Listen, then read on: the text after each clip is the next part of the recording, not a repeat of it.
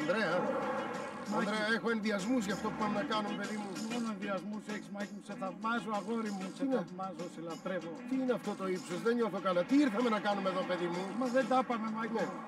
Τι μας έχει απομείνει, η φιλία μας, ήρθαμε να δοκιμάσουμε τη φιλία μας, Μάκη. Δοκιμάζουμε από 100 μέτρα ύψος. Γιατί, Μάκη μου, η φιλία πρέπει να δοκιμαστεί από τα μεγάλα ύψη, καταλαβαίνεις. Εγώ την έχω δοκιμάσει. Όπα, ναι, πώς την έχεις δοκιμάσει? Με τόσες ακάλυπτες επιταγές σου έχω καλύψει, δεν είναι δοκιμή αυτή. Ρε, μην την ευτελείς τη συζήτηση, να έχει του γκρεμού, ρε, να δοκιμάσουμε τη φιλία μας κάτω από τον ουρανό, πάνω από τον γκρεμό, στη ζωή και στο θάνατο, Μάκη μου.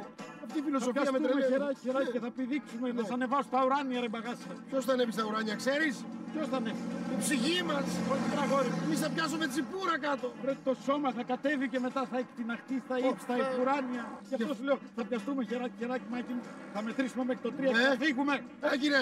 1, Ναι. 2, Ναι. 3. Αχ, μη σε πιάσω! Μεγάλε και ναι, Μάκη! Αγόρι μου, σε θαυμάζω! Ακάλυπτε!